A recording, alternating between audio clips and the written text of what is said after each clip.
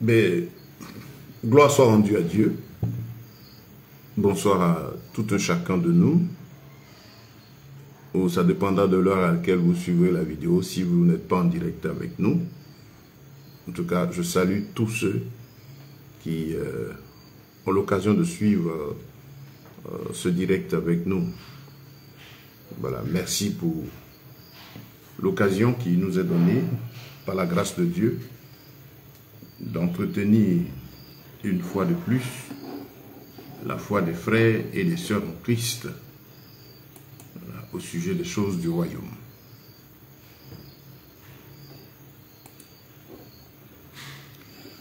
Nous vous disons merci encore. Nous allons commencer dans quelques minutes. Voilà. Recording in progress. Bonsoir tout le monde. Merci pour votre attention. Et merci d'être avec nous pour encore bénéficier de la parole de Dieu en ces heures précieuses, où il est plus que jamais important pour nous qui sommes enfants de Dieu d'être vraiment éclairés au sujet de tout ce qui se passe autour de nous. Voilà, merci, je suis le frère Ben, voilà, adorateur de Jésus-Christ de Nazareth, le véritable Elohim, là encore ce soir pour partager avec vous ces oracles de notre Seigneur. Et le thème de notre étude, c'est le regard de la Bible. Voilà, le regard de la Bible. Voilà, sur les différentes crises politico-militaires et économiques qui secouent actuellement le monde occidental. Et quel impact cela a-t-il aujourd'hui à moyen et à long terme sur le monde? Et puis quelle attitude le chrétien doit avoir aujourd'hui face à ces événements-là? C'est très important. Et donc, nous sommes heureux là pour partager ces oracles de notre Dieu avec vous. Voilà. Chers bien-aimés, que Dieu vous bénisse. Merci pour votre attention. Merci pour ce que vous considérez de ce moment. Que la grâce du Tout-Puissant vous soit multipliée. Donc, nous sommes en direct et sur Zoom et aussi sur Facebook. Voilà, dans le but de permettre à une multitude de bénéficier de l'enseignement, tout comme fait par la grâce de Dieu. L'étude est enregistrée. Voilà, je remercie déjà les uns et les autres qui se connectent. Partagez autour de vous l'invitation pour permettre à plusieurs de bénéficier de cet enseignement qui, je crois, est très important pour, en tout cas, nous fortifier en ces temps où nous en avons besoin, véritablement besoin. Et nous sommes à une époque, un moment où les hommes disent célébrer ce qu'on appelle la Pâque. Vous avez Pâque avec E, Pâque avec S. Vous avez la célébration de la fête qui est faite et par le milieu dit croyant, chrétien, et puis aussi fêtée dans le monde occidental aussi par le milieu, on dira généralement païen, païen qui signifie étranger, en tout cas ceux qui n'ont rien à voir avec la parole de Dieu, qui ne s'y intéressent pas, mais qui fêtent la Pâque, Pâque avec des œufs, ainsi de tout ce qu'il y a. Voilà. Et c'est très important pour nous aujourd'hui de comprendre ces choses encore une fois à la lumière de la Bible. Et avant d'aborder notre sujet, nous allons, par la grâce de Dieu, marquer un point sur l'histoire de la Pâque. C'est très important, voilà, pour aider les uns et les autres à comprendre. Vous savez, dans Romains, le chapitre 12, le Seigneur dit, je vous exhorte donc, frères, par les compassions de Christ, à offrir vos corps comme un sacrifice vivant, saint, agréable et parfait, ce qui sera de votre part un culte raisonnable. Dans d'autres versions, il a dit un service intelligent. Il a dit, ne vous conformez pas au siècle présent, mais soyez transformés par le renouvellement de l'intelligence afin que vous discerniez ce qui est bon, agréable et parfait. Vous savez, les temps sont compliqués. Et pour ceux qui se souviennent, dans le livre de Daniel, lorsque Daniel recevait les révélations, Daniel chapitre 7 jusqu'au chapitre 9, cela, concernant les actions que le diable allait mener sur les temps, sur notre temps, il faut comprendre ceci, c'est que le Seigneur pouvait dire que le diable allait espérer changer les temps et la loi. Espérer changer les temps et la loi. Et que cela allait lui être même livré pendant un bon moment, un temps de temps et la moitié d'un temps, pour en tout cas séduire le maximum de personnes. Pour l'histoire de la Pâque, suivez très bien, en tout cas pour vous qui êtes disciples de Jésus-Christ, vous savez, il y a une chose importante que le Seigneur a dit. Je le répète chaque fois lorsqu'il s'agit de traiter des sujets quand même assez sensibles. de faire recours à Jean chapitre 1, dans l'esprit de Jean chapitre 1, d'aborder le sujet qui se présente à vous. Qu'est-ce que le Seigneur a dit?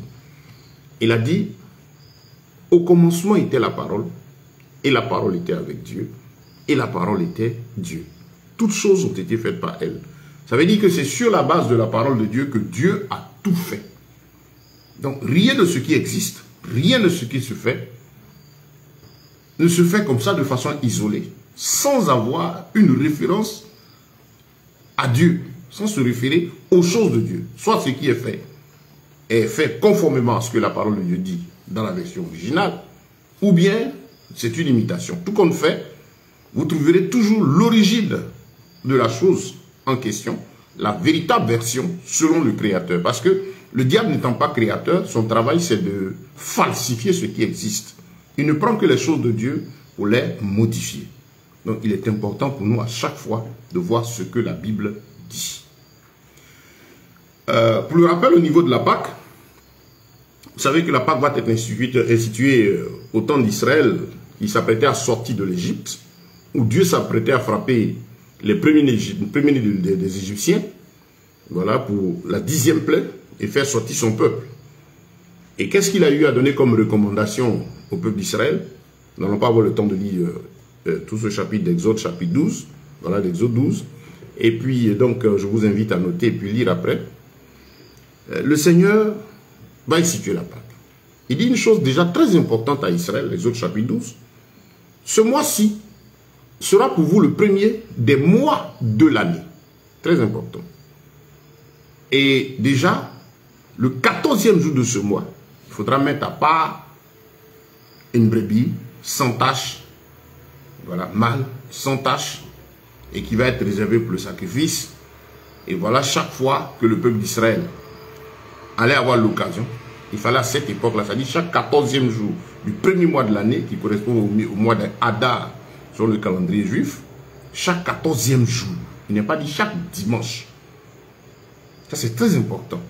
Ne serait-ce que dans l'Ancien Testament, à l'institution de la Pâque selon la Bible, qui ici était donnée pour marquer la délivrance d'Israël, la sortie d'Israël d'Égypte. Comment est-ce qu'ils ont souffert, comment Dieu est venu à leur secours et comment ils en sont sortis. Et donc Dieu institue la Pâque ici. Lisez le texte, c'est très, très intéressant. Vous prenez l'animal, vous le mettez à part et vous l'immolez. Ah, c'est très important. Quand vous l'immolez, regardez un peu la manière de manger cet animal-là. Regardez la manière de manger. Manger les reins sains, chaussures aux pieds, à la hâte, avec des herbes amères.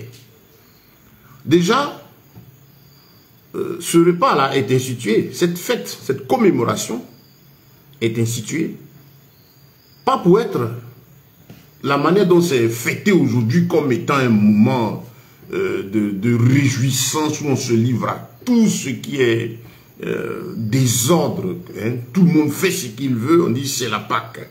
Vous avez le monde occidental qui célèbre sa Pâque, les œufs de Pâque, tout ce que vous savez. Je vous invite quand même à aller lire, je ne veux pas trop m'étendre dessus, je reviendrai sur ce sujet assez tranquillement. Mais déjà pour vous dire que quand la Pâque est instituée, premier élément, le Seigneur dit chaque 14e jour du premier mois. Très important. On met l'animal à part, on l'immole et on le mange à la hâte. Bâton, chaussures aux pieds, les reins sains, voilà, et à la hâte avec des herbes amères.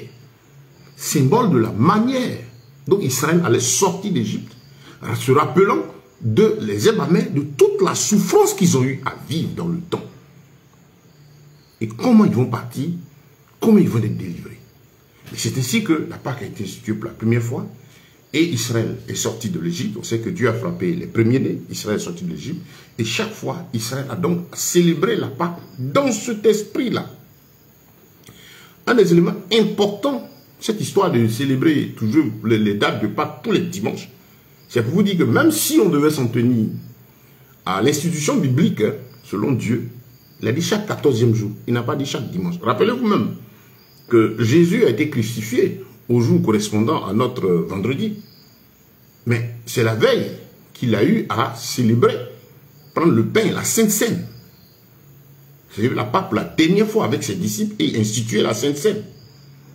Ce n'était pas un dimanche. Donc d'où vient-il qu'on veuille à chaque fois que ça tombe dimanche? En vous rappelant ceci, dimanche signifie Sunday, le jour du soleil, le jour dédié au dieu Ra. Sunday, le dieu Ra, qui n'est autre que Lucifer, par le système vaticano-romain, voilà, selon les mythologies grecques et suite de ces cultes sataniques là. Et donc, on dédie ce jour-là à Lucifer. Et qui veut que chaque fois qu'il s'agit de Pâques, ce soit tombe dimanche? Pourquoi? Et ça date de quand? Donc, suivez.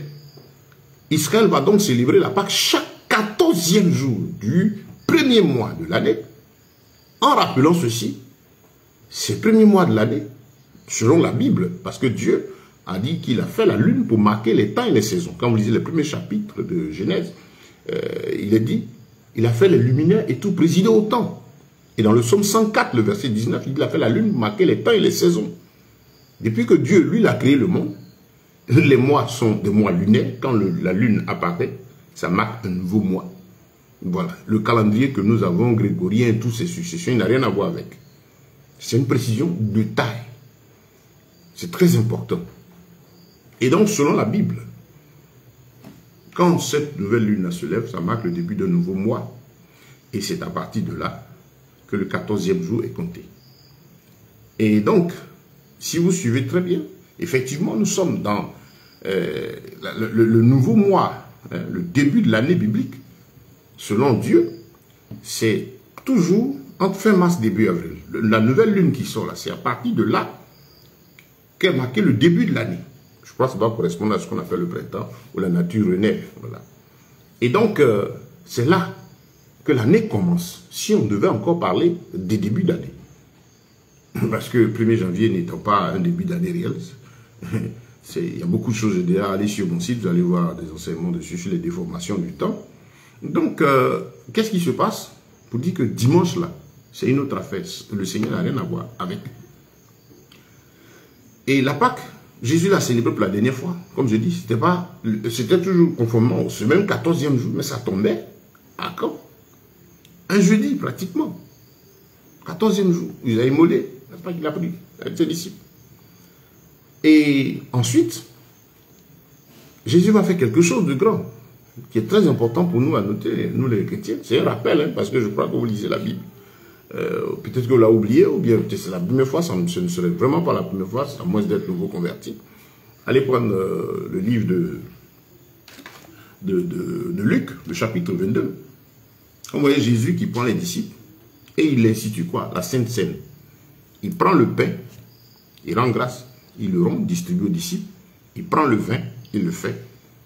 Il dit, faites ceci en mémoire de moi chaque fois que vous allez vous retrouver. C'est même répété encore par Paul dans le livre de Corinthiens chapitre 11. Et il précise ceci, que Jésus est notre Pâque à nous. Et vous allez voir que quand Jésus va être crucifié, qu'il va passer quelque temps, les disciples vont monter au ciel, le Saint-Esprit va descendre, l'Église va naître. Qu'est-ce qui va se passer? Comment les disciples vont-ils célébrer la Pâque? Ce ne sera plus une fête annuelle. La Bible dit chaque fois qu'ils se retrouvaient, qu'ils étaient disposés, ils rompaient le pain et ils prenaient le vin. Ce qu'on appelle la Sainte Seine. Donc, ils célébraient, ils commémoraient la crucifixion de Jésus, sa résurrection et son retour, symbole de la Pâque. Et ça, vous ne voyez pas que parler de sa crucifixion, sa montée au ciel, son retour, ça revient à l'esprit dans lequel la Pâque a été instituée au commencement. En Genèse chapitre 12, pardon, Exode chapitre 12, quand il s'est agi pour le peuple d'Israël de célébrer pour la première fois, il a dit avec des herbes amères. C'est dans le même esprit que la Sainte Seine est prise. Les gens doivent être disposés, sérieusement disposés pour s'approcher du Seigneur, prendre le pain, le vin, pour se rappeler que quelqu'un a payé le prix du châtiment qui produit la paix, qu'il est monté au ciel et qu'il revient. Et donc ça appelle à la sanctification. C'était ça, la célébration de la Pâque désormais sur l'Église, tout le temps. Ce n'était plus une affaire annuelle. Jésus a dit, je ne suis pas venu abolir la loi, je suis venu l'accomplir. Et comme Colossiens chapitre 2, le verset 17 le dit, c'était l'ombre des choses à venir. L'accomplissement donc de la Pâque, selon dans l'Ancien Testament. Comment ça s'est fait? C'est la Sainte Seine. C'est la Sainte Seine. Il n'y a rien d'autre. Et les disciples, les apôtres ont vécu comme cela. Ils n'ont plus attendu de célébrer annuellement la Pâque. Non. Et ça s'est fait comme ça jusqu'à ce que le système vaticano-romain avec l'Église de Rome commence à imposer sa domination, persécutant à partir du 3e siècle les disciples, les chassant et récupérant tout ce qui est biblique pour les mettre à leur service. Voilà, donc voilà un peu comment les choses sont faites. Donc tout ce que les gens sont en train de faire comme bruit actuellement, on parle. Regardez un peu, le choix des dates de dimanche, ça n'a rien à voir avec la Bible. Les histoires de semaine sainte, ça n'a rien à voir avec la Bible. Leur semaine sainte là, ils font quoi? C'est avant, ils ont une semaine avant le jour de leur crucifixion. Dans la Bible, le 14e jour, ils mangent la Pâque. Et pendant les 7 jours qui suivent, c'est du pain sans levain qu'on mange. Si on devait même faire encore une semaine sainte, c'est après la crucifixion. Ouais, tout était inversé. Je vous invite à aller demander à des hommes de Dieu quand même à Essuie, bon, qui ont le courage encore de dire les choses comme elles sont, les anciens, pour leur demander, la Sainte Seine c'est quoi? Par rapport à la Pâque. Voilà. C'est notre Pâque. C'est chaque fois qu'on prend le pain et le verre, ce n'est plus une affaire annuelle. Mais par souci de conformisme, faire comme le monde fait, suivre le système vaticano-romain, malheureusement, beaucoup de nos frères et sœurs sont obligés de suivre la ligne. Donc, chers bien-aimés, c'était juste cette petite précision par rapport à l'histoire de la Pâque. Je vous invite sur notre site YouTube. Vous allez voir qu'il y a des enseignements dessus, avec encore plus de détails, pour vous dire qu'il faut faire attention. Il faut faire attention. Le monde est vendu. Le monde est vraiment sous la puissance du malin. Beaucoup de choses ont été déplacées pour nous amener à vivre conformément selon le monde. Mais il faut faire attention. Il faut faire attention. Il faut que l'Église retourne aux fondamentaux de la Bible. La Sainte Seine, c'est rappeler que Jésus a payé le prix. Qu'il est descendu dans les profondeurs de la terre. Il a donné sa vie pour nous. Il est monté au ciel, il revient. Et ça s'appelle la sanctification. C'est ça, la Sainte Seine, le repas du Seigneur. Chaque fois que vous vous retrouvez, ce n'est plus une affaire annuelle.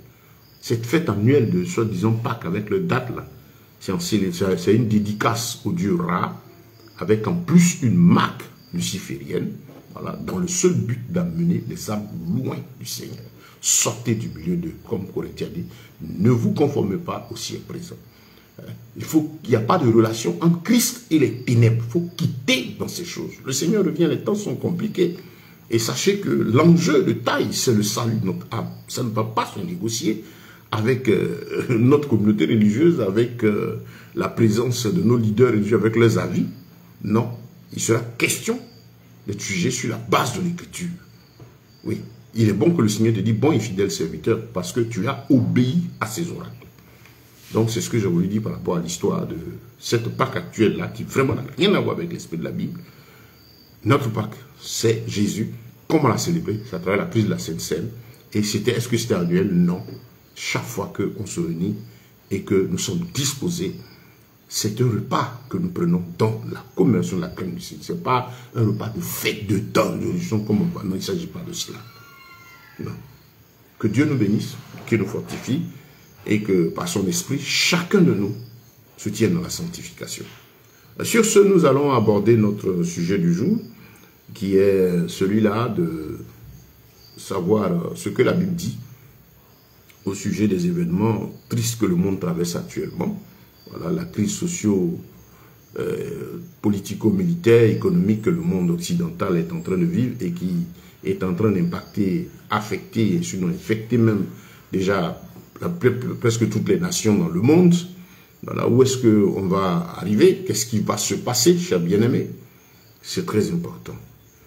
Vous savez, le Seigneur pouvait dire dans le livre de Jérémie, chapitre 29, de rechercher la paix du lieu où nous sommes, car notre paix dépend de la paix de ce lieu-là. La paix dont Christ parle ici, il ne s'agit pas de la paix de relation personnelle avec lui, il s'agit de la paix physique, l'endroit dans lequel on vit. Et il nous dit qu'effectivement, si le milieu dans lequel on est connaît des troubles, forcément nous serons aussi affectés. Je prends un exemple. vous verrez que l'augmentation des prix, nous tous nous subissons. Il n'est pas dit qu'il y a des prix, comme les prix augmentent, bon, comme je suis chrétien, et je ne veux pas subir. Non, nous subissons tout cela. Toutes ces difficultés du monde-là, nous en sommes impactés. Donc c'est très important de comprendre que ces choses qui arrivent au monde, vraiment doivent marquer notre attention. Et nous qui sommes enfants de Dieu, on doit être vraiment dans la prière pour chercher à comprendre ce que Dieu nous dit, ce qui se passe. On ne doit pas être étranger. Parce que malheureusement, nous constatons que beaucoup de chrétiens, quand tu regardes ces choses, passent outre. Il y en a qui disent, oh, bon, on n'a qu'à faire les qui sont vaincus au nom de Jésus. Quelque chose arrive. Quelque chose prend forme. Et c'est quoi? Je vous ramène au livre de Daniel. On n'aura pas le temps, en une heure de temps, de vous donner tous les détails sur cette étude-là. Ce n'est pas évident. Mais par la grâce de Dieu, nous sommes en train de prendre les dispositions pour que on ait une série d'études qui puissent être faites. Parce qu'on va commencer bientôt nos formations bibliques, les enseignements bibliques. Et pour, en tout cas, tout le corps de Christ, qu'on soit pasteur ou pas, les enseignements que nous donnons sont pour toute l'Église, permettent à tout un chacun de bénéficier des oracles du Seigneur. Cher bien-aimé, que ton nom soit béni, Seigneur. Merci, Père, pour ta fidélité qui durera toujours. Donc, chers frères et sœurs, ce que je veux dire, c'est que c'est important aujourd'hui pour nous de comprendre ce qui se passe. Retournons à lui de Daniel, chapitre 2. Quelque chose s'est passé. Vous savez, Daniel est, on dira, le prophète annonçant les événements de la fin des temps dans l'Ancien Testament.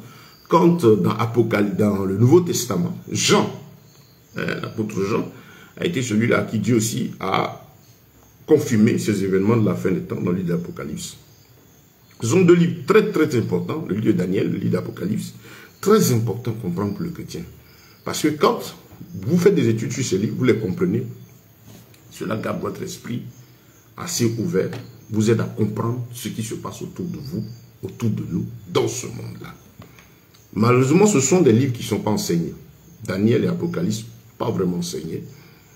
Bon, les gens aujourd'hui, quand on parle d'enseignement, sont focalisés sur le matériel et tout ce qui est bien-être, épanouissement physique. Et quand le monde a ses problèmes, et on ne comprend pas ce qui se passe, l'Église, puisque à plus de 80, je dirais 97% des prédications qu'elle reçoit, lui parle de son plein épanouissement sur la terre, de posséder la terre. Quand le chrétien se trouve effectivement, pendant qu'on doit posséder la terre, il vit ce qui se passe dans le monde. Mais comme il n'a pas d'orientation sur la parole de Dieu, et que malheureusement aujourd'hui nous ne sommes plus très attachés à nos Bibles, qu'est-ce qui va se passer alors? Malheureusement, les gens, on se dit, ben tiens, bon, qu'est-ce que ça c'est, Seigneur, tiens, bon. Mais il est bon de comprendre que la Bible nous en a parlé. Donc je disais, je vous invite à lire le livre de Daniel.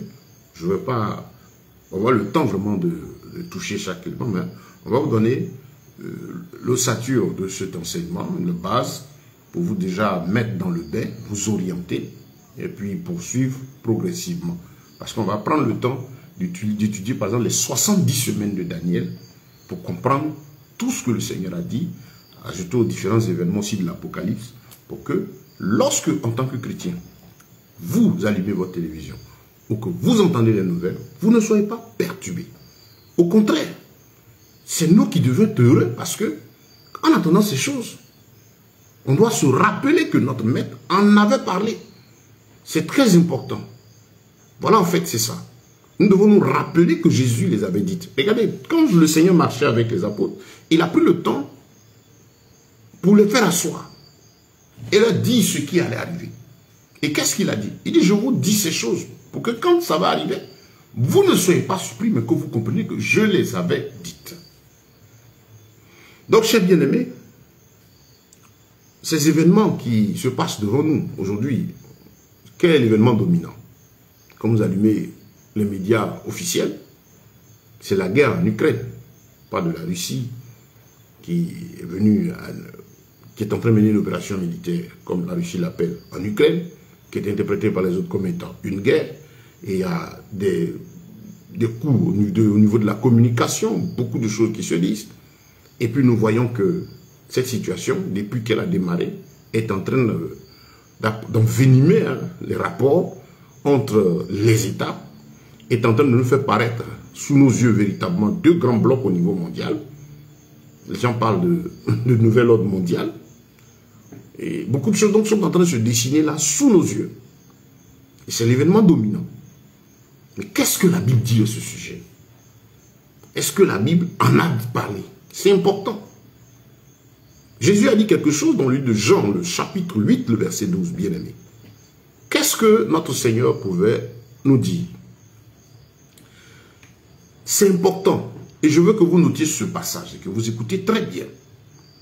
Je suis la lumière du monde. Celui qui me suit ne marchera pas dans les ténèbres, mais il aura la lumière de la vie. Je répète, Jésus a dit, je suis la lumière du monde. Celui qui me suit ne marchera pas dans les ténèbres, mais il aura la lumière de la vie. En vous aidant encore davantage, le chapitre 8 là, de Jean, c'était un entretien très serré entre Jésus et les pharisiens. Il y avait du monde, il y avait ses disciples, il y avait les pharisiens aussi qui étaient là. C'est dans ce même chapitre là, il a dit, vous connaîtrez la vérité et la vérité vous affranchira. Oui, Jean 8, 32, Jean 8, 36. Si le Fils vous affranchit, vous serez réellement libre. Ceux à qui Jésus s'adressait, c'était des gens qui disaient connaître la loi. Alors qu'ils étaient aveuglés. Et Jésus était là pour leur dire, c'est moi seul, qui peut vous aider à comprendre ce qui se passe. Je suis la lumière du monde. Le Seigneur parle du monde. Ce monde, c'est quoi? C'est tout ce qui se passe autour de nous. Au plan politique, au plan économique, au plan social, au plan religieux. Tous les événements qui nous entourent. Le Seigneur dit, il est la lumière pour nous, dans ce monde où nous sommes. Il parle de l'esprit qui anime ce monde-là. Qu'est-ce qui est caché derrière ces mouvements? Qu'est-ce qui se passe? Où allons-nous? Qu'est-ce que les gens visent? Qui est le grand chef d'orchestre derrière tous ces mouvements? Qu'est-ce qu'il cherche? Jésus dit, je suis celui par qui vous pouvez comprendre ces événements. Si vous me suivez, si vous suivez mes oracles, vous vous attachez à moi, vous priez, vous cherchez ma face, vous êtes animé, vous êtes rempli du Saint-Esprit, vous méditez la parole jour et nuit, si ma parole est pour vous, la lumière sur votre sentier, vous comprendrez ce qui se passe. Vous ne serez pas effrayé, vous ne serez pas confus. Au contraire, c'est vous, vis-à-vis de ces événements, qui allez exhorter les gens autour de vous pour leur dire ce qui arrive et ce qu'ils doivent faire. C'est important. Jésus a tout dit. Et Jean 14, 6, il a dit, je suis le chemin, la vérité et la vie. Ne dérangez pas ces trois mots-là, or, c'est très important là. Nous recherchons tous la vie. Mais pour avoir la vie, il faut passer par Jésus. Et si tu as accepté Jésus, il faut marcher dans la vérité. En ce moment, tu auras la vie. Beaucoup d'appelés, beaucoup ont accepté Jésus, mais refusent de marcher dans la vérité. Voilà pourquoi ils ne verront pas le royaume des cieux, ils ne seront pas élus. Donc, bien-aimés frères et sœurs en Christ, ces événements ont bien été annoncés d'avance dans la Bible. Vous ne voyez pas le nom d'Ukraine, vous ne voyez pas le nom de Russie, mais il y a des noms symboliques. Ici, le Seigneur nous parle, quand il dit dans le livre de Daniel, le chapitre 2, pour vous rappeler l'histoire, il s'est trouvé que Nebuchadnezzar s'était endormi et il a eu un songe terrible. Et le songe en question l'a effrayé. Il s'est levé, il a oublié le songe. Et il se trouve que il est tout troublé. Il faut qu'il en ait l'interprétation. Ce qui s'est passé, c'est qu'il a appelé tous ces sages, c'est-à-dire tous les mages, les magiciens et tout, les gens qui avaient l'habitude de faire de leur sorcellerie et tout, leurs incantations, tous les, si vous voulez, tous les francs-maçons, dernier degré de Rose-Croix, dernier degré des Illuminati, dernier visionnaire, dernier ceci, ils sont tous venus. Tout le monde a fait son boucan. Le roi dit, j'ai fait un songe et je veux l'interprétation de ce songe-là. Rappelez-moi le songe et son explication. Mais il n'y a personne qui a pu répondre. Et il y a un décret même qui a été signé pour qu'on tue tous les sages. Et dans ce temps, Daniel faisait partie des jeunes qui avaient été repérés parmi les Juifs comme étant d'un esprit assez fort et éclairé. Et donc, il faisait partie de ces sages-là. Et donc, le décret de mort, le roi, c'était de fou, ces rois-là. C'est là, il dit, tuez-les tous. Le grand Nebuchadnezzar. Et Daniel va plaider pour dire, ben tiens, entendez-le tuer les gens, et moi je vais aller prier mon Dieu. Il va et prie, le Seigneur lui révèle la vision, et il vient à Nebuchadnezzar, lui dit son songe, plus l'explication. Et dans le songe, qu'est-ce que Dieu révèle à Nebuchadnezzar? Une grande statue, immense, imposante, en tout cas qui symbolisait la force et la puissance, est divisée en 4 grandes parties. La tête en or, le buste en argent, les bras, les autres membres en airain, et puis les jambes en fer, et avec les orteils en argile, mêlés de fer.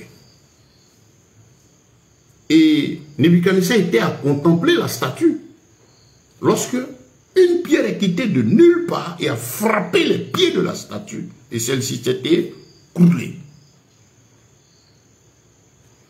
Et l'explication que Dieu donne, c'est que la tête, c'était le royaume de Nebuchadnezzar. Le buste, un deuxième royaume, mais moins fort. Vous voyez, les matières ici sont importantes. La tête, le royaume de Nebuchadnezzar, ce roi était hyper puissant. Parce qu'à partir de Nebuchadnezzar, il faut rappeler que nous sommes rentrés dans ce qu'on appelle le temps des nations. Quand Nebuchadnezzar est allé prendre les Juifs de leur terre, pour les déplacer et les amener en esclavage en Babylonie, le temps d'Israël sur les nations avait plus fin, était fermé pour un temps jusqu'à ce jour, et c'est là qu'a commencé ce qu'on appelle le temps des nations, c'est-à-dire le temps de la domination, la domination des peuples et des nations sur le monde, des civilisations, des différentes civilisations. Donc on a connu la civilisation de Nebuchadnezzar, ce grand roi puissant, tête en or, très fort. Quand vous allez faire l'étude, vous verrez que son royaume était immense et vraiment très puissant. Après lui, c'était la civilisation des Mèdes et des Perses, qui était aussi très puissante, mais moins forte que la civilisation, la puissance de Nebuchadnezzar. Et après la puissance de Nebuchadnezzar, ce fut aussi celle la puissance comment on appelle, des Grecs. Et après, il y a eu maintenant la civilisation qu'on dira romaine, gréco-romaine. Donc vous voyez, ces 4 grandes civilisations se succédant.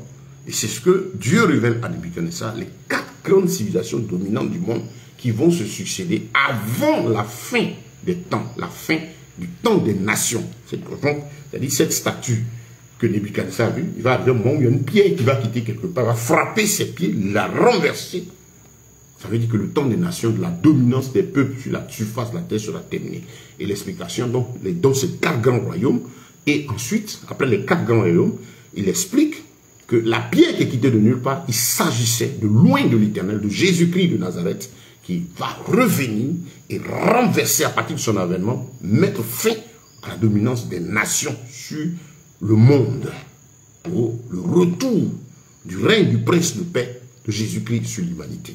On a vu que la pierre a grandi, formé une grande montagne.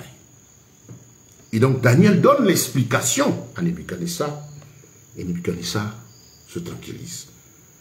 Voyez, nous sommes dans la partie finale, c'est-à-dire les pieds de la statue. Notre époque aujourd'hui, c'est l'époque de la dominance de la civilisation gréco-romaine. Voilà. Et cette civilisation-là, qui s'est scindée en 2 grandes parties, vous voyez les pieds, la statue, c'est la tête, le buste, tout est lié. À un moment, les pieds, c'est toujours le même corps, mais les pieds montent 2 membres. Voilà. 2 grandes jambes. Et ces 2 grandes jambes-là, au bout, sont d'abord en fer, et les orteils sont en argile, les pieds en argile, menés de fer. Vous comprenez? Est-ce que l'argile et le fer se mêlent? Non. Quand vous regardez cette image de pieds, les orteils, argile menés de fer, d'abord ces pieds qui sont en fer, c'est ces 2 grands blocs que vous avez aujourd'hui sous vos yeux. Vous avez le bloc occidental, qui réunit tous les pays européens avec les États-Unis. Et puis vous avez le bloc dit oriental. On voit aujourd'hui la Russie, on voit aujourd'hui la Chine, et tout ça qui sont très forts aussi. Et notre bloc. Ce sont les deux grandes jambes en fer. Ils sont puissants. Ils ont la puissance du fer, la puissance de la guerre. On voit un peu ce qui est en train de se passer actuellement. Actuellement, on a eu un moment où le bloc occidental démontrait sa force et sa puissance par la guerre. Son côté fer. Et puis de l'autre côté aussi, on voit aussi actuellement l'autre partie, la puissance orientale, montrer sa force aussi par le fer avec la Russie devant. Et vous voyez donc ces deux blocs en train de s'affronter. On parle de guerre froide. En même temps, il y a peur d'affrontement direct. Donc, ces deux grandes jambes fortes-là sont en train de s'affronter. Mais en même temps, n'oubliez pas qu'au bout de ces jambes se trouvent les pieds, dont les orteils sont en argile mêlée de fer. L'argile et le fer ne peuvent pas se mêler. C'est pas possible, cet alliage n'est pas possible. L'image que Dieu donne ici, ça veut dire que vous allez voir ces deux grands blocs-là. Ils sont puissants, mais chacun de son côté. Dans chaque bloc, vous avez des sortes d'alliances, mais en même temps de déchirement. Regardez un peu ce qui se passe au niveau du bloc occidental. Ils s'entendent sur certaines choses, ils ne s'entendent pas sur certaines. Quand il y a des choses pour lesquelles ils sont sans poiler, il y a des choses pour lesquelles ils sont divisés. C'est la même chose aussi dans le bloc oriental. Et actuellement, dans la guerre qu'il y a entre les deux, l'autre essaie de voir, est-ce que je peux avoir de l'autre côté là-bas, un peu, comme Dieu me donnait, par exemple, vous avez la guerre énergétique, on parle de pétrole, on parle de ceci. L'autre essaie d'aller chercher du pétrole de l'autre côté. Vous voyez, quand vous allez dans le bloc oriental, il y a des alliances, en même temps, il y a des divisions, mais on essaie de gérer tout ensemble pour pouvoir se mettre ensemble pour abattre l'autre parce qu'on a un ennemi commun. Maintenant, quand il s'agit des intérêts particuliers, là, ils sont déchirés entre eux. Donc, ce sont de fausses alliances. Donc, quand vous les écoutez, vous comprenez que ce que Dieu a dit est vrai. Il dit, ce sont de fausses alliances, c'est de l'argile mêlée avec du fer. Nous sommes au temps des pieds de la statue, les derniers moments de la statue. Ces deux grands blocs, les deux grandes jambes, avec au bout, vers la fin, l'argile et le fer. Donnant l'impression de s'entendre, mais divisant au fond entre elles-mêmes. S'unissant quand il s'agit de défendre les intérêts communs, mais en même temps, à l'intérieur, sont divisés. C'est l'histoire des peuples, c'est l'histoire des nations. Donc quand vous savez cette image, l'interprétation biblique de cette image, et que vous entendez par exemple, qu'au niveau du bloc occidental,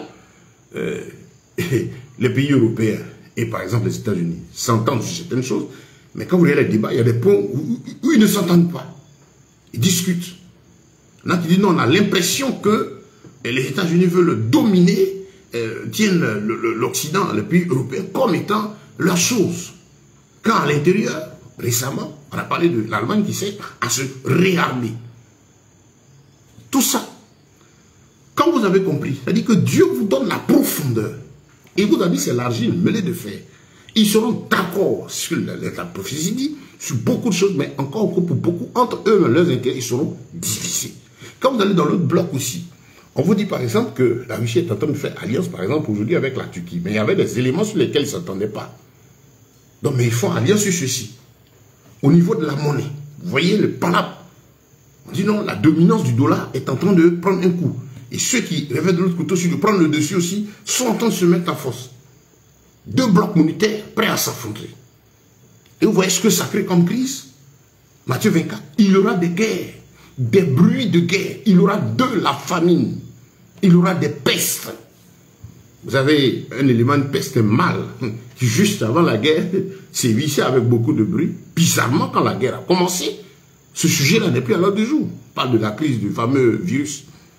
Où est passé ce sujet? Bizarrement, il n'est plus question. Beaucoup de mystères.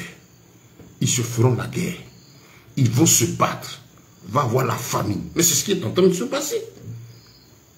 Et quand vous voyez ces puissants à se battre contre eux, Jésus pouvait dire, pourquoi ces tumultes parmi ces nations? Pourquoi toute cette rébellion contre loin de l'Éternel? Regardez le monde. Il vit ce qu'il vit, tout simplement parce qu'il a rejeté la pierre angulaire, Jésus-Christ. Vous savez pourquoi la Bible parle du règne de 1000 ans? Le règne de 1000 ans, c'est quoi? C'est qu'après l'enlèvement de l'Église, il va y avoir 7 ans de noces de l'agneau. Pendant ce temps, il y aura aussi 7 ans aussi de règne de l'Antichrist et du gouvernement mondial. Donc 3 ans et demi de force paix, 3 ans et demi de souffrance. Et à la fin de cela, Jésus va descendre, la nouvelle Jérusalem va descendre sur le nouveau temple, va descendre sur Jérusalem. Vous savez qu'en Israël actuellement, il y a un combat pour reconstruire le 3e temple. Et ce 3e temple qui va être en reconstruction, il n'est pas dans le plan de Dieu, dans la volonté de Dieu. Mais il va se faire. Pourquoi? Parce qu'il faut, les gens sont en train de se battre pour le reconstruire, pour qu'arrive ce que le Seigneur avait dit dans Thessaloniciens, que l'Antéchrist va aller jusqu'à vouloir s'asseoir dans le 3e temple. Restez tranquille, on parle de la 3e guerre mondiale. On en a peur. Est-ce que c'est cette guerre que vous voyez là actuellement? Est-ce que c'est la 3e guerre mondiale, c'est l'affrontement, c'est 2 blocs? Non, c'est pas cela. Les tensions vont aller jusqu'au point où ils vont être encore obligés de former une sorte de fausse paix. Parce qu'en fait, la 3e guerre mondiale, celle qui est créée, c'est la guerre d'Armageddon dont la Bible parle. Chrétiens, n'oubliez pas cela. Notez, il s'agit de la guerre d'Armageddon. On parle de Gog et Magog. Et la Bible dit que toutes les nations, tous les puissants de la terre, ces peuples qui sont, ceux qui sont en train de s'affronter entre eux là, ils vont arriver au moment où ils vont s'unir pour aller affronter Israël dans l'espace d'Armageddon là. Et ils vont combattre Israël, ils vont réunir leurs forces contre le peuple juif, contre Israël, contre l'armée israélienne. Et détruire l'armée israélienne sur Israël sur les 2 tiers. Et c'est quand ils auront atteint ces 2 tiers que notre Seigneur Jésus-Christ, qui est attendu en ce moment en Israël, les Juifs l'attendent pour venir les délivrer. C'est là que Jésus va descendre sa 2e venue qui ne concerne pas l'Église. Il y aura eu déjà l'enlèvement. Hein. L'enlèvement, ça dit que avant que cette guerre ne déclenche, il y a un événement qui doit se produire. Jésus doit venir. Il doit venir enlever l'Église. Le terme anglais, c'est rapture. Ce mouvement extraordinaire qui va se produire, où tous ceux qui auront gardé la foi, persévéré dans la victoire, malgré ces événements, garder la foi, seront enlevés. Et le monde va être troublé. Et c'est là que l'Antichrist va rentrer en action pour sa fausse paix. Ainsi de suite. Voilà. Et donc, sachez que cette 3e guerre mondiale, c'est celle d'Armageddon.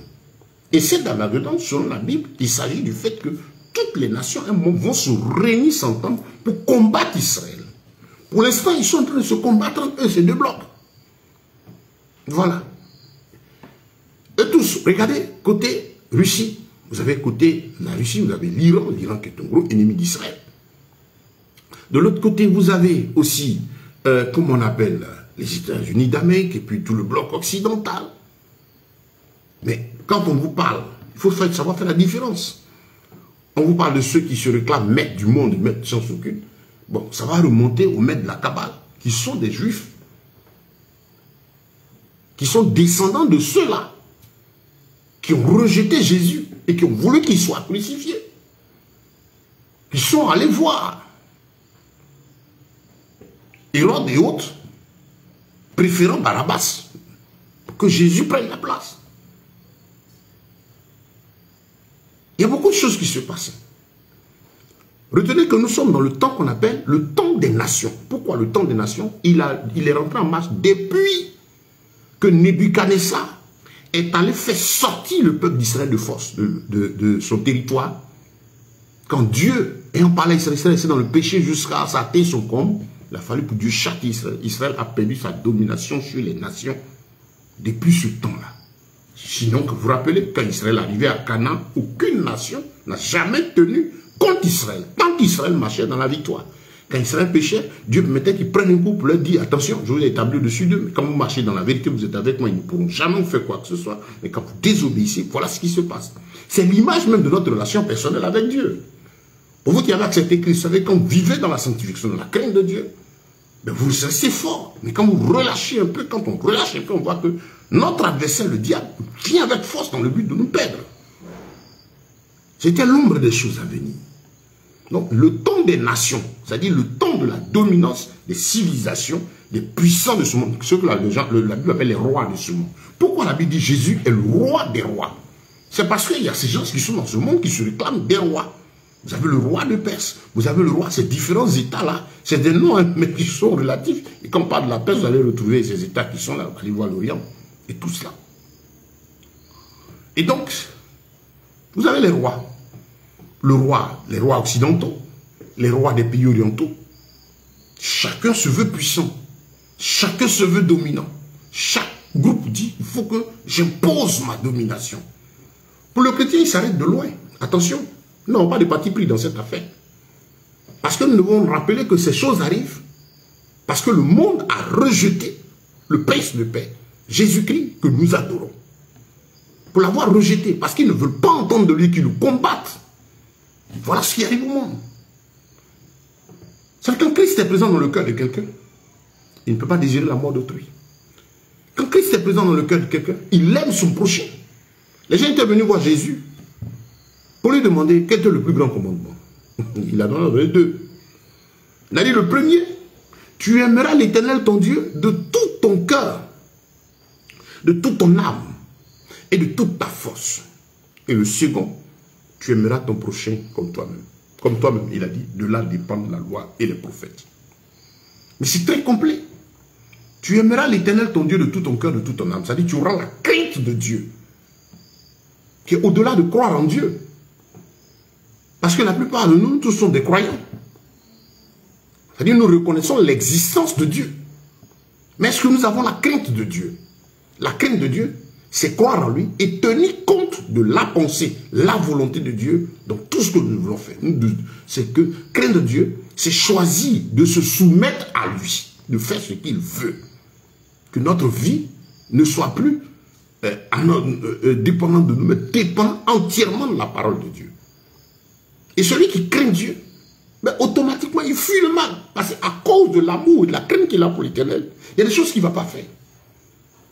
Et cette crainte de Dieu va nous amener aussi à aimer notre une prochaine créature comme Dieu nous l'a donné. Donc, ça va faire que je ne veux pas avoir à penser de fabriquer des âmes qu'il faut, qu'on dit de destruction massive. C'est pourquoi, quand vous allumez, vous remarquez les différentes puissances militaires, des budgets faramineux qui sont déployés pour créer des âmes. Réfléchis, ça quand je dépose, ça peut détruire un État, affaiblir mon ennemi. Ça, c'est la pensée de l'homme qui n'a pas la crainte de Dieu. Et les rois des nations sont ici. Ceux qui veulent dominer, ceux qui ne veulent pas du règne de Christ sur eux, voilà leur réflexion.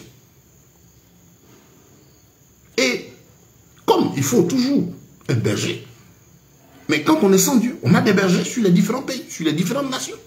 Et si le berger en question n'a pas la crainte de Dieu, il se livre à tout. C'est les penchants de son cœur. Et malheureusement, si le peuple aussi prend un coup, parce que les populations aussi ne veulent pas aussi vivre selon la crainte de Dieu. Oui. Ce qui arrive, les rois décident, ils s'arrêtent dans le coin. Regardez les décisions qui sont prises de part et d'autre par rapport aux événements. Quand t'assois, tu regardes. Il y a une chose, si les gens connaissaient Jésus, s'ils avaient le prince de paix, Jésus dans leur cœur, ils avaient donné leur vie à Jésus, l'esprit de la rébellion, l'esprit de la division, l'esprit de la domination, l'assujettissement du prochain n'allait pas exister. On serait sous la gouvernance du prince de paix, du roi des rois, du seigneur des seigneurs. Bien-aimés, c'est de cela qu'il s'agit. Donc, ne soyez pas étonnés. Nous sommes effectivement dans cette période d'affront de ces deux grands blancs. Mais à un moment qu'ils vont se réunir pour aller livrer guerre à Israël. Parce qu'il faut que ça arrive. Le Seigneur a dit, ça va arriver. C'est vrai que la situation actuelle est tendue. Le monde ne va pas changer. Au plan économique, les choses vont s'empirer. Parce que le diable, en fait, le grand maître derrière tout ce système, c'est Satan. Satan a une haine viscérale de l'homme, de toi et de moi, il nous hait. Pourquoi? Il n'était pas le Satan au début, il était Lucifer, astre brillant. Il connaît le royaume des cieux. Il a vécu là-bas. Il en a été rejeté, lui et tous les anges qui l'ont déchu, qui l'ont suivi. On les appelle les gens déchus. Et il s'est juré par tous les moyens de faire en sorte que toi et moi, on n'ait pas accès à la présence de Dieu. Qui t'a donné toutes les gloires, toutes les forces, toutes les richesses à l'homme pour ne même pas qu'il hérite le royaume des cieux. Mais quand on vous dit même qui t'a dit même s'il faut rendre l'homme riche, qu'est-ce qui vous étonne? Ça ne va pas vous étonner. Et quand Jésus est allé au désert, la Bible dit pour être tenté par le diable, il est venu proposer quoi à notre Seigneur? La nourriture. Jésus a dit, moi, c'est pas ça l'important. Il lui a proposé de défier Dieu, de sauter et puis s'y jeter. Ça n'a pas marché. Il dit, je ne te donnerai pas l'éternel ton Dieu. Il lui a proposé quoi? La gloire des royaumes. C'est ce qu'il propose à certains. Et malheureusement, l'homme sans Dieu a envie de dominer, envie d'assujettir l'autre. Regardez le comportement des gens aujourd'hui. Qu'est-ce qui fait que deux amis marchent ensemble, l'autre va aller empoisonner l'autre? Qu'est-ce qui fait que dans le service, un va être là en train de réfléchir sur comment nuire aux autres, ne pas qu'ils évoluent? Ça, c'est l'homme sans Dieu, l'homme sans Jésus, sans l'Esprit de Dieu. Voilà ce qu'il est. Tous sont péchés et tous sont privés de la gloire de Dieu. Sans Christ, la chair aspire toujours au mal. Voilà le monde. Donc, en face, vous avez ceux qui dominent, qui assurent les rois, qui sont contents, qui s'en foutent, qui cherchent une gloire humaine, qui cherchent la gloire de leur royaume. Et vous avez les habitants même du royaume, eux aussi, qui subissent de ces différents peuples. Les décisions sont prises, mais c'est les peuples qui subissent. Est-ce que quand on parle d'une augmentation du prix du carburant, du coût de la nourriture, mais ça n'affecte aucun des rois de ce monde. Ils ont le budget, ils sont pris en compte, mais qui souffre? C'est le pauvre. C'est celui qui n'est pas roi. C'est celui qui est de la population. C'est celui qui va pécher. Et c'est ainsi que le monde fonctionne. Et pourquoi est-ce que le pauvre, là, quand on dit le pauvre, ça dit celui qui est de la population? Pourquoi il subit? Mais il subit là aussi, parce qu'il est sous la puissance de ce monde-là. Et c'est des choses qui ne vont pas changer. Les gens disent non. Mais si ça dit Dieu est bon, pourquoi il n'intervient pas pour arrêter la guerre? Pourquoi il n'intervient pas pour ôter ses puissants? Pourquoi on souffre? Alors, quand l'homme se trouve face à celui qui lui fait mal, c'est là qu'il trouve que Dieu a l'obligation d'agir pour lui permettre de ne plus souffrir. Parce qu'il voit le mal de l'autre. Mais l'homme oublie que sa première responsabilité, ce n'est pas adorer Dieu, de ne pas le servir. Le monde est ce qu'il a aujourd'hui à cause du fait que l'homme, qu'on soit roi ou qu'on ne soit pas, que l'humanité est rejetée et rejette le prince de paix. Oui. Actuellement, nous parlons. Donc, vous avez trouvé des gens qui sont dans des loges occultes, en train de faire des pratiques pour être davantage puissants. Vous avez trouvé les populations qui sont en train de se gaver d'alcool, de plaisir, d'amusement. Vous allez avoir des gens qui font, on a le culte de la médiocrité. De la médiocrité. Fait le buzz. Qu'est-ce qu'il a dit? Il n'a rien dit. Mais tout le monde acclame. Tout ce qui est mauvais, la Bible n'a-t-elle pas dit qu'arrivé un moment, le mal sera appelé bien et le bien mal? C'est ce qu'on est en train de vivre aujourd'hui. C'est ce que nous vivons. Mais comment ne voulez-vous pas que tout ce qui est calculé dans le secret, par exemple, les gens sont assis dans les loges, ils font des calculs parce qu'ils ont besoin d'avoir du sang, ils font des incantations, ils arrivent, mais il y a un accident qui va se produire, 20 morts, 30 morts, des gens vont immoler des animaux pour se maintenir dans le puissance, dans le pouvoir, et des gens sont pris en otage, par exemple, ils sortent, on le kidnappe, on fait ceci. Mais quand vous n'avez pas Jésus-Christ dans votre vie, vous êtes exposé au diable.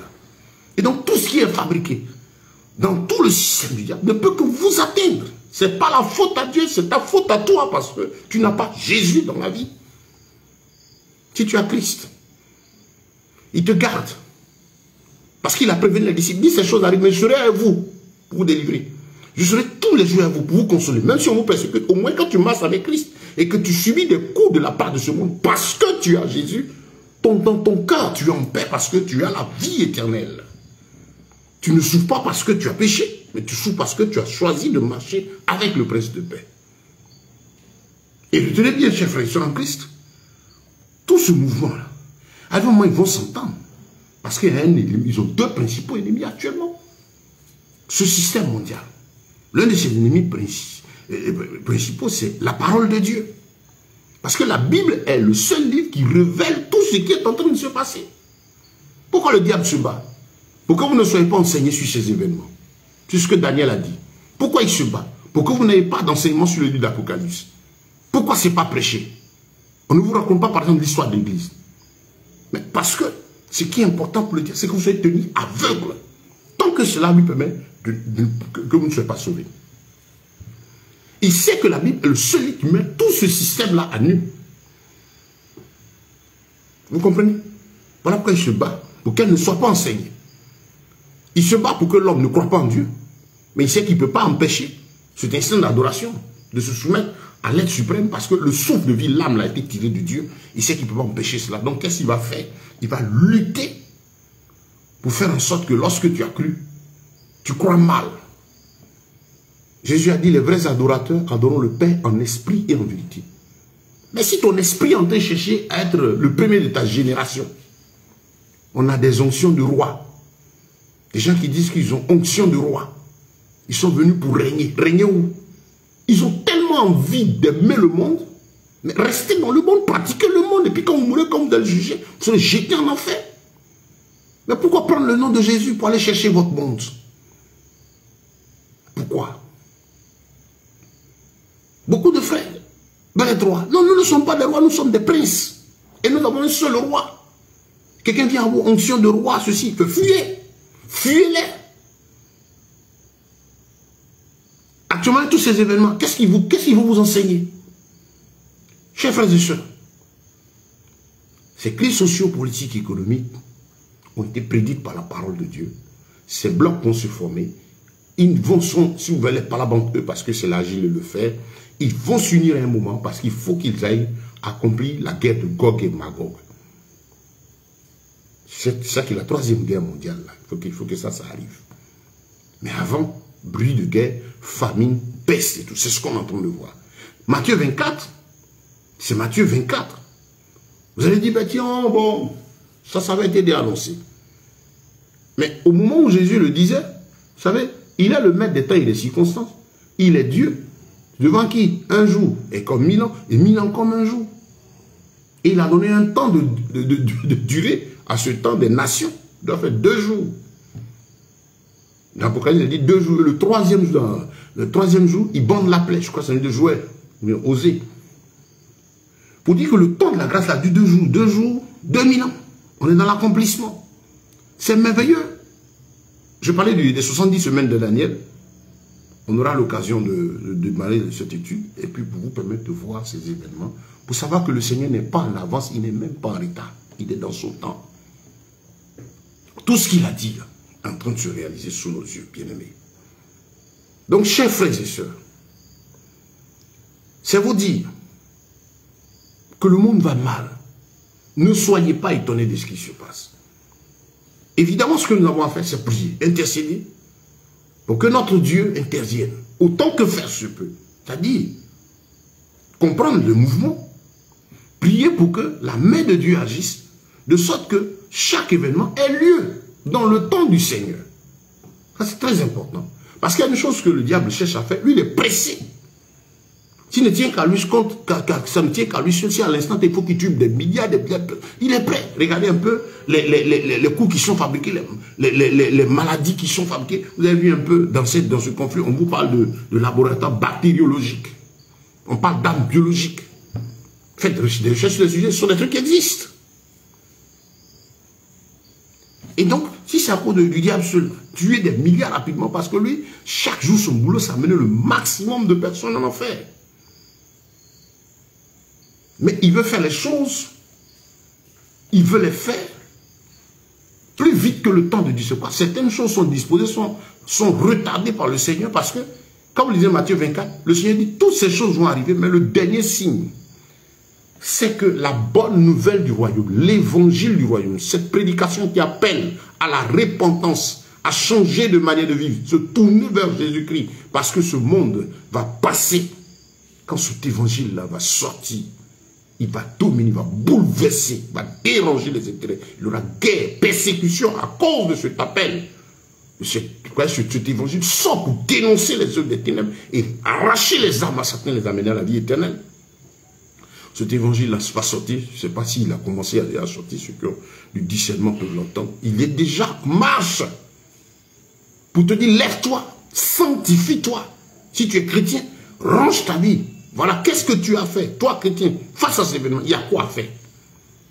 Mais il y a la sanctification, première chose pour le chrétien, depuis toujours que nous sommes en Jésus-Christ, notre première chose à faire chaque jour, c'est se tenir dans la sanctification.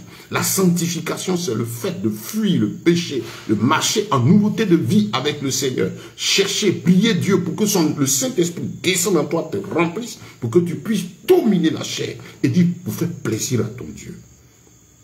C'est ça la première chose que tu dois rechercher. Tout le temps la sanctification.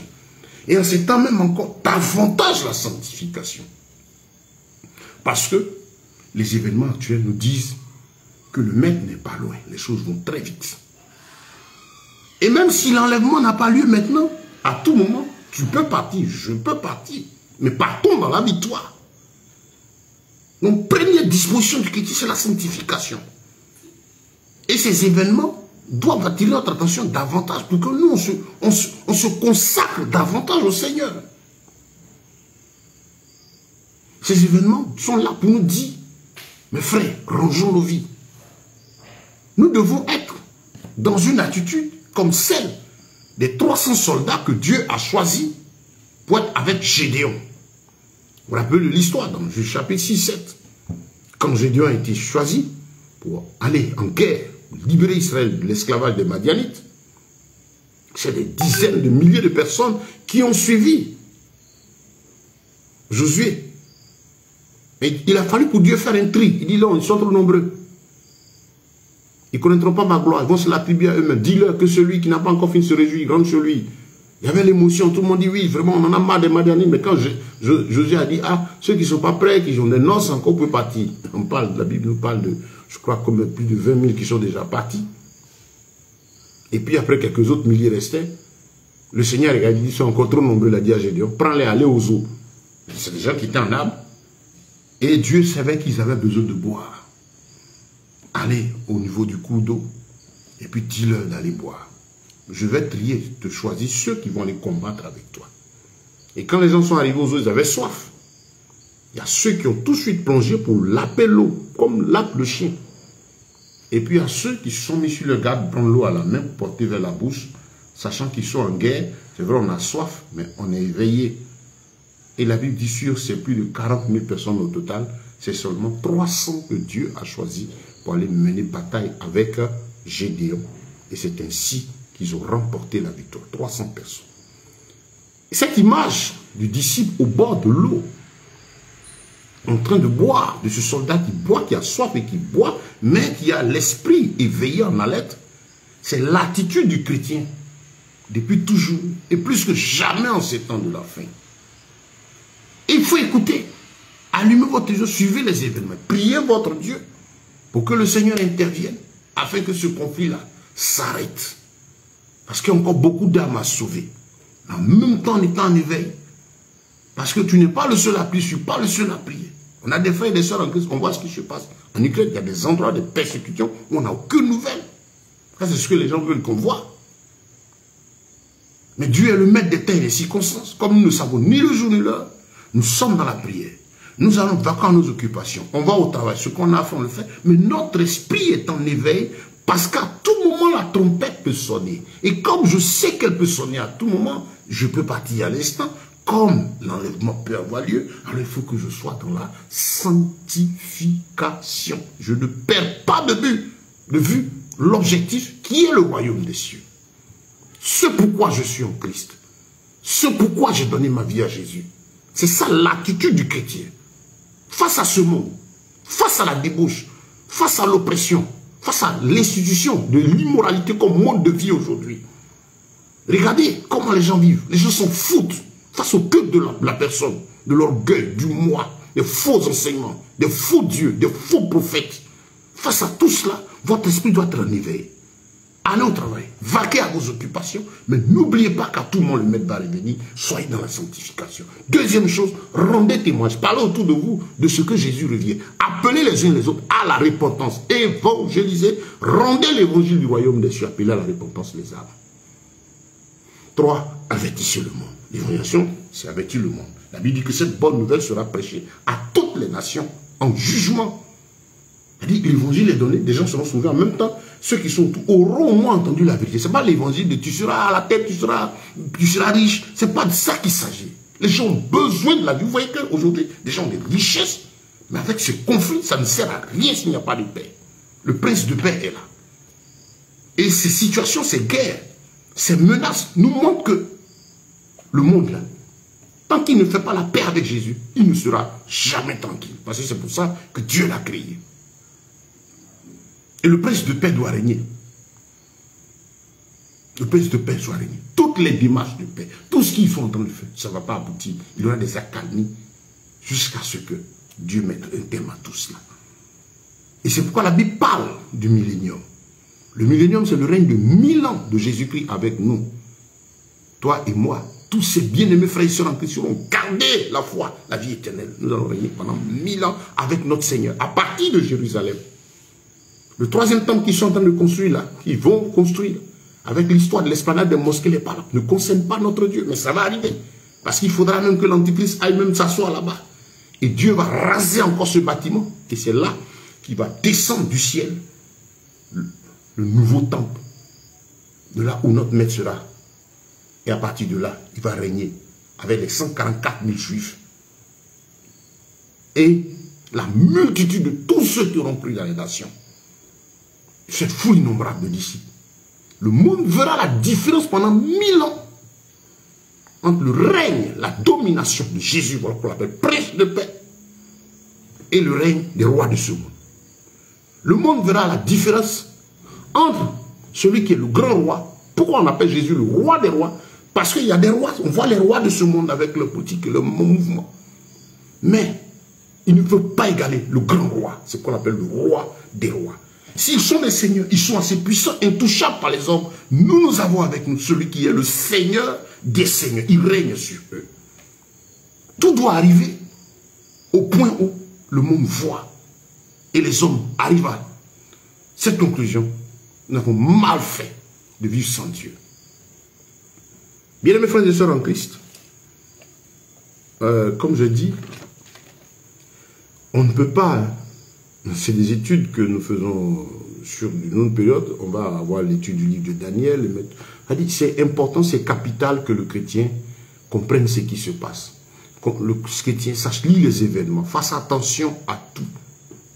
Et comme j'ai dit, l'attitude, tu es en Christ, ce que tu as fait depuis toujours, la sanctification. Les gens n'aiment pas ce sujet, se sanctifier. C'est se tenir hors d'eux, se séparer du monde, c'est plaisir, de la vanité qui est. Mais si on va enseigner aux gens la crainte de Dieu, mais qui va les remplir?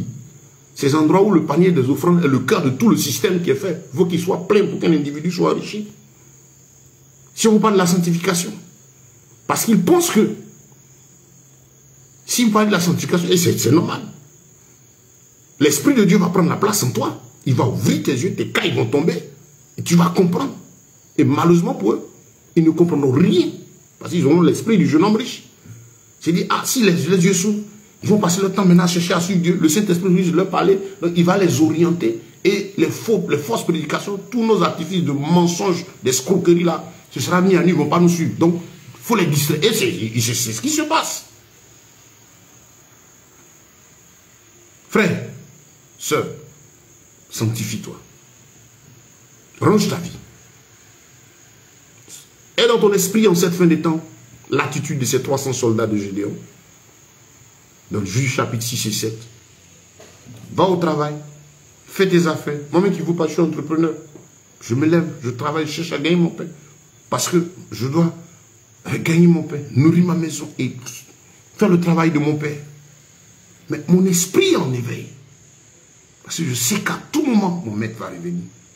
Je suis étranger et voyageur sur la terre. Je ne suis pas venu posséder ce monde. Je ne suis pas venu pour régner ici. Je suis un prince, j'ai un roi qui s'appelle Jésus de Nazareth. Je crois que c'est le tien aussi, bien-aimé. Donc pour ce soir, nous allons nous arrêter là. Merci vraiment pour votre attention. Nous espérons que ceci a été édifiant pour vous. Le message est enregistré. Vous pouvez le partager avec d'autres frères, ceux qui sont sur le compte Facebook. ce qui est bien avec Facebook, il enregistre automatiquement. Quand on va finir, je vais prendre le lien et puis le mettre à disposition pour que vous puissiez le partager. Mais vraiment, chers bien-aimés frères et sœurs, nous allons poursuivre. Pas aujourd'hui, trouver un autre jour encore pour donner un enseignement, la suite. Mais comprenez que le temps est venu pour que nous rangions nos vies. Tout ce que vous entendez, c'est pour vous dire que le maître avait raison. Voilà. Le monde, les hommes vivent comme ils veulent vivre. La jeunesse vit comme elle veut vivre. Les gens ne veulent pas de l'obéissance à la parole de Dieu. Nous sommes à une époque où l'homme dit qu'il se suffit. Il n'a plus besoin de Dieu. Et Dieu lui permet aussi de voir que sans moi, tu n'auras pas la paix. Chers bien-aimés, que Dieu nous bénisse. Et pour toi qui auras l'occasion de suivre cet enseignement, si tu n'as pas Jésus, sache que tu es perdu. Beaucoup de personnes prennent leur réflexion. Aujourd'hui, il y a des gens qui sont... Quand on parle de Jésus, ils rentrent en transe. Mais votre attitude contre lui démontre qu'il est la parole de Dieu. Il est le chemin, la vérité, la vie. Jésus n'a que fait de ta religion. Il n'a que fait de tes rituels. Il n'a que fait de toutes tes pratiques. Sache que le chemin du ciel, il y a un seul. C'est Jésus de Nazareth. Si tu n'as pas Jésus, tu ne verras pas le royaume des cieux. Il est le seul dont le tombeau est vivant, est vide actuellement. Tous les autres soi-disant prophètes, on connaît le tombe. Il n'y a aucun qui ait donné l'assurance du salut à qui que ce soit. Jésus a dit, celui qui croit en lui a la vie éternelle. Celui qui a le Fils a la vie. Crois au Seigneur Jésus et tu seras sauvé. Non seulement toi et ta famille. Accepte Jésus. Il a pitié de ton âme pour ouvrir tes yeux. Beaucoup pensent qu'ils sont assez intelligents. Ils pensent qu'ils sont d'une certaine connaissance. Mais ta connaissance, c'est nul si tu n'as pas la crainte de Dieu. La Bible déclare que le commencement de la science, c'est la crainte de Dieu. Tu es pauvre, misérable et nul, quel que soit tous tes avoirs, ta gloire, ta position de roi, de puissant, de fils, de ceci ou de cela dans ce monde. Si tu n'as pas Jésus, tu es aveugle, pauvre et nul. Réponds-toi. Donne ta vie à Jésus. Arrête tes raisonnements. Tout à l'heure, quand je postais le message, je vois quelqu'un avec lequel je suis ami sur Facebook qui écrit du n'importe quoi. Dit que Dieu ait pitié de ton âme. J'ai aucun débat à mener avec toi. Parce que ce qui concerne les choses du royaume des cieux, Jésus a dit, nul ne peut venir à moi s'il ne peut l'attire. Si Jésus t'a pas ouvert les yeux, je ne sais pas de quoi on va parler. Tu es aveugle, pauvre et nu. La vie, c'est Jésus. La paix, c'est Jésus. Elle ne se vend pas au marché. Ton argent ne peut l'acheter. Tu vas mourir. Et quand tu vas mourir, tu vas passer dans l'éternité. Où? Tu as l'occasion de faire la paix avec Jésus. Voilà ces guerres. Des gens qui meurent en masse. Et la gueule de l'enfer, tu vois chaque fois des gens qui sont balancés. Et toi, qu'est-ce qui va t'arriver? Tu as cette heure et cette occasion de la part du Seigneur de te repentir. D'accepter Jésus comme Seigneur et Sauveur. Sache que l'éternité t'attend. À tout moment, tu peux partir. Il est l'heure pour toi de faire la paix avec le Seigneur. Fais la paix avec Jésus. Le vrai prince de paix. Les hommes de ce monde, les puissants de ce monde, les grandes des nations ne pourront pas donner de paix. Vous voyez, ils n'ont pas ton temps. Ils n'analysent pas, ne réfléchissent pas pour le bien-être de chaque être humain. Ils réfléchissent pour leur gloire, pour leur puissance. Ils ont des sermons, hégémonie, et géopolitique, et tous ces trucs qui sortent. Ils s'en foutent de cela. Ils parlent à coups de milliards. Il faut déployer des milliards pour acheter des armes, alors que ces milliards, par exemple, peut servir à nourrir assez de personnes. Non, ça, c'est pas le sujet. Ils s'en foutent. Donne ta vie à Jésus qui est le prince de paix. Il est le chemin. Il n'est pas l'un des chemins. Il est le chemin. La vérité et la vie. Tes rituels, tes pratiques ne te donneront rien. Assieds-toi et regarde dans le fond de ton cœur. Tu n'as pas la paix parce que tu ne sais pas si tu seras sauvé. On te dit si. Oh, en Jésus, il n'y a pas de si. C'est l'assurance avant la mort. La Bible dit, prépare-toi à la rencontre de ton Dieu. Il est réservé aux hommes de mourir une seule fois, après quoi vient le jugement. C'est maintenant, chaque jour, chaque instant qui passe. Sache que tous les actes que tu poses sont les préparatifs de ta rencontre avec le Créateur. Que tu le veuilles ou non, tu vas quitter ce monde et tu vas rendre compte au Créateur. Quel sera ton compte rendu devant lui? Tu ne pourras pas te sauver. Et c'est pourquoi Jésus a payé le prix du châtiment qui produit la paix. Il a donné sa vie à la croix. Pour que tu l'acceptes aussi simplement. Pour payer le prix du châtiment qui produit la paix. Pour que tu aies la vie éternelle qu'aujourd'hui tu hérites le royaume des cieux. Cher bien-aimé, donne ta vie à Jésus. Il t'aime. C'est par amour que Christ t'a permis ou te permets de tomber sur cette vidéo et de l'écouter. Non. Il n'y a pas un avenir à Dieu pour ce monde. Il va avec sa chute. Non. Non. Le monde est parti pour disparaître. Parce qu'un nouveau ciel, une nouvelle terre, c'est là la bonne nouvelle, arrive. Le prince de paix, Jésus-Christ de Nazareth, celui qui a fait le ciel et la terre, ça aussi c'est difficile pour toi de comprendre. Mais s'il n'a pas ouvert ton intelligence, tu ne peux pas comprendre cela. Quand nous disons qu'il est Dieu, qu'il est fils de Dieu, vous ne pouvez pas comprendre parce qu'il s'agit de choses spirituelles, révélées par le Saint-Esprit à lui seul, à qui il veut le donner de croire. Et je crois qu'il te tend la main, te donne l'occasion d'avoir la vie. Oui, la vie éternelle. Que Dieu soit béni, qu'il fortifie votre foi, chers frères et sœurs en Christ, vous qui avez Jésus, merci de suivre ce moment. Sachez que Jésus t'aime, Jésus vous aime, rangez vos vies. Au jour du jugement, vous serez seul devant le Seigneur. Vous ne serez pas avec bishop, archbishop, ces noms que Dieu ne connaît pas, ces individus inconnus de Dieu. Mais le Seigneur dit, donc je crois que c'était dans Matthieu, où il disait, il dira, on a fait des miracles quand on a dit, mais je ne vous ai jamais connu. Jésus ne les connaît pas, il ne connaît pas archbishop, archbishopette, pastresse ou quoi, il ne connaît pas tout ça. Tu seras seul devant le trône, jugé par rapport à la parole de Dieu. Qu'en auras-tu fait? Retourne à ta Bible. Est-ce que c'est écrit? Fais. Si ce n'est pas confirmé par l'Écriture, rejette. Attache-toi à la Bible et écoute. Tu t'attaches à la Bible, demande au Seigneur de remplir son esprit. Parce que c'est l'esprit qui va te conduire dans toute la vérité. Il a dit, son esprit, il n'a pas dit un individu va te conduire, il dit, le Saint-Esprit va vous conduire dans toute la vérité. Demande d'être rempli du Saint-Esprit. Attache-toi à la parole de Dieu. Et il te permettra d'entendre sa voix. En méditant seul et aussi en écoutant. Si cet individu a la voix de Dieu, c'est ton Père qui parle à lui, le Saint-Esprit te dit, c'est ma voix, écoute-la. C'est le temps de retenir dans notre Bible. C'est l'heure du salut. Que Jésus soit béni, que sa grâce et sa puissance vous soient renouvelées à tous, et que cette parole qui est sortie ce soir serve à te ramener dans les voies du Dieu vivant, celui qui t'aime, Jésus de Nazareth. Nous allons prier ensemble. Oui, si tu n'as pas Jésus, dis-lui, Seigneur Jésus, me voici aujourd'hui devant toi, je te donne ma vie. Je t'accepte comme mon Seigneur et Sauveur, je veux que tu sois le maître de ma vie désormais. J'ai entendu que tu as payé le prix du châtiment qui produit la paix pour moi. Donne-moi cette vie-là. Je me répands devant toi. Je te donne ma vie. Je veux être sauvé. Père, ton nom est grand, puissant, glorieux et véritable. Merci pour ces oracles qui sont sortis de ta part. Je prie que tu les bénisses dans le cœur, dans la vie de tous ceux qui vont l'entendre. Pour ceux qui ne te connaissent pas, que ce soit une occasion d'amener plusieurs à ton salut. Pour ceux qui marchent avec toi, que ce soit l'occasion de les amener à la sanctification.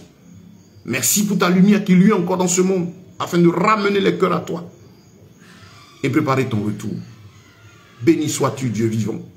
Oui, Yahvé, toi le véritable Elohim, le Dieu d'Israël, le Dieu de l'Église, le Dieu de la Bible, le Dieu vivant, tout-puissant, établi au-dessus de toutes les nations, de tous les rois, de toutes les forces et de toutes les gloires de ce monde. Merci pour cette parole que tu bénis. Tu ne permets pas qu'elle monte à toi sans avoir accompli ses effets. C'est dans le nom de Jésus que nous avons prié. Amen. Soyez bénis. J'étais très heureux de partager ce moment avec vous. Merci à tous ceux qui ont pu nous suivre sur Zoom. Ce n'est pas très facile sur Zoom parce que beaucoup, généralement, nos frères, c'est des éléments que nous ne maîtrisons pas, mais en même temps aussi ceux qui nous suivent sur Facebook et qui auront la vidéo. Que Dieu vous bénisse et nous aurons l'occasion de partager encore d'autres enseignements. Merci, merci. Que la paix de Dieu soit dans vos maisons. Shalom, shalom, shalom.